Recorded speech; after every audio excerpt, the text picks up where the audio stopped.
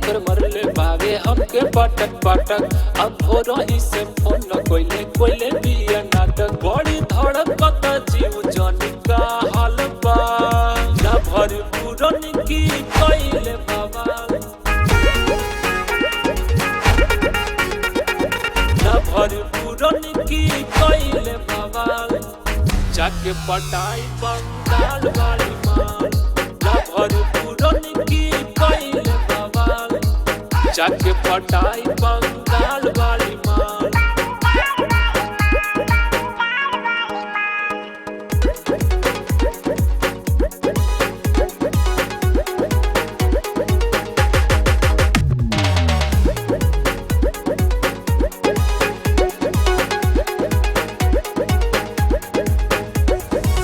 बड़ा दिना पर भेटाइल बा।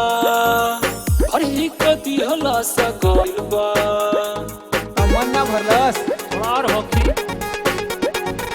बड़ा दिना पर भेटाइल बा। भरी कदी हला सा गइल बा। 5 साल के लैला मजनू वाला बा अफेयर। एह से ये करत नइखे हमरा पके। पढ़ल खीस रहे बदल दिल जा। ना भर पूरन की कइले बवाल। ना भर पूरन की कइले बवाल। जाके पटाई बंगाल वाली माल। ना भर पूरन की कइले बवाल। जाके पटाई बंगाल वाली माल।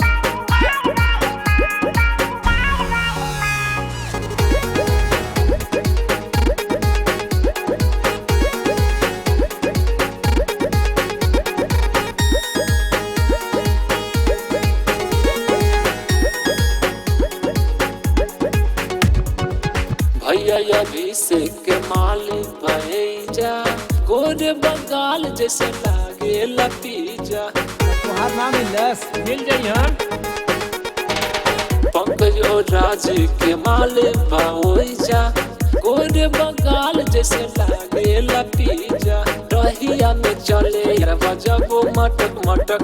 देखते ही चल जवानी जला आँख लटक। बाबे पातर कमर जैसे फूलवा के डाल। ना भर पूरन की कइले बवाल। ना भर पूरन की कइले बवाल। जाके पटाई बंगाल वाली माल। ना भर पूरन की कइले बवाल। जाके पटाई